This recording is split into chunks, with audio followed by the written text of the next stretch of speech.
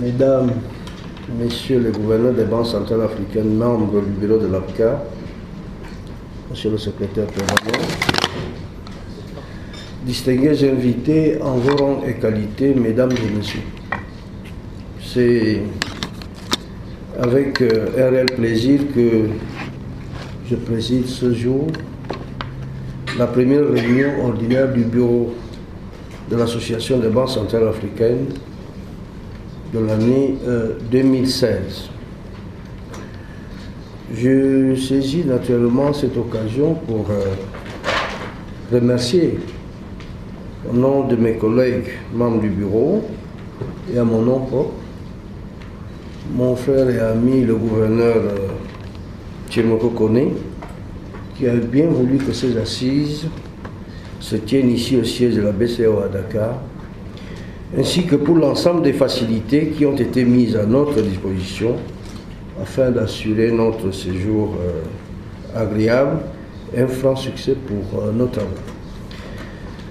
Je voudrais remercier également l'ensemble des représentants, des représentantes des banques centrales qui ont participé aux travaux techniques et qui sont ici présents et qui ont bien voulu effectuer le déplacement de Dakar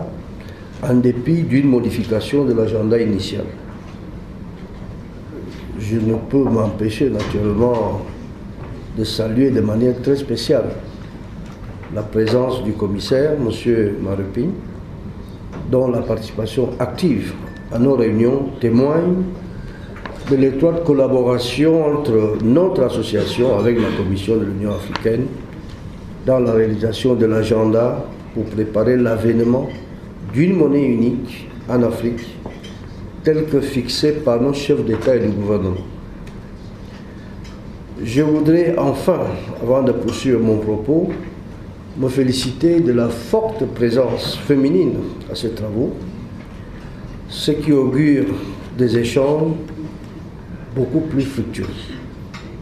Mesdames et Messieurs, comme il est d'usage, la réunion ordinaire du bureau de l'APCA de ce jour passera en revue la mise en œuvre des décisions de la 31e session du Conseil des gouverneurs qui s'est tenue le 14 août 2015 à Malabo, en Guinée équatoriale, et examiner le programme de travail de l'APCA pour l'année 2016. L'ordre du jour de nos travaux est, comme à l'accoutumée, bien dense. Et je voudrais à cet égard féliciter le secrétariat permanent et le comité technique pour la qualité des dossiers qui nous ont été transmis dans un délai convenable en vue de préparer efficacement nos délibérations. Sans anticiper sur notre, je voudrais souligner quelques points qui me semblent importants et sur lesquels nous devons particulièrement nous attacher pour apporter un saut qualitatif aux travaux de notre association. En effet, en 1991, les chefs d'État ont décidé de la création de 3 principales institutions financières devant assurer l'intégration monétaire et financière du continent, à savoir le Fonds monétaire africain, la Banque centrale africaine et la Banque africaine d'investissement. La prochaine réunion du Conseil qui se tiendra à Abuja devrait être une opportunité pour marquer un saut qualitatif de la mise en œuvre du programme de coopération monétaire en Afrique, qui constitue notre cadre de convergence pour construire l'intégration monétaire et financière du continent et préparer l'avènement de la monnaie unique sur notre continent. À Maurice, en 2013, le Conseil des gouverneurs a prolongé la période impartie de la phase 3 du fait des difficultés éprouvées par de nombreux pays à satisfaire des critères prévus à cette étape. Cette situation est certes expliquée par la conjoncture particulièrement difficile que la plupart de nos pays vivent depuis quelques années à cause, entre autres, de la baisse des cours de matières premières, notamment le pétrole, mais aussi de celle de la baisse de la demande mondiale. Mais je crois également que la construction de nos critères qui sont souvent procycliques, et la façon de les calculer, qui n'est souvent pas harmonisée, ajoute à cette difficulté. Nous devons suivre avec beaucoup d'attention l'agenda des travaux pour la révision de ces critères afin de permettre que les conclusions qui en ressortiront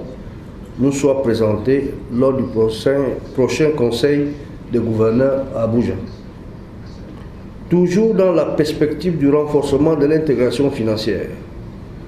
et le renforcement de la coopération bancaire à l'échelle sous-régionale et continentale, bien entendu, je pense que nous devons appuyer fortement l'initiative visant l'amélioration des échanges d'informations et la collaboration dans le domaine des activités bancaires transfrontalières. Mesdames et messieurs les gouverneurs, monsieur le commissaire, je vous invite à une discussion ouverte sur toutes ces questions d'importance et vous exhorte à formuler des directives claires au secrétariat permanent pour permettre la mise en œuvre rapide des décisions de notre Conseil et l'accélération des travaux en vue de la mise en œuvre du programme de coopération monétaire en Afrique. Sur ce, je déclare ouvert les travaux du bureau de l'APCA de ce jour. Je vous remercie.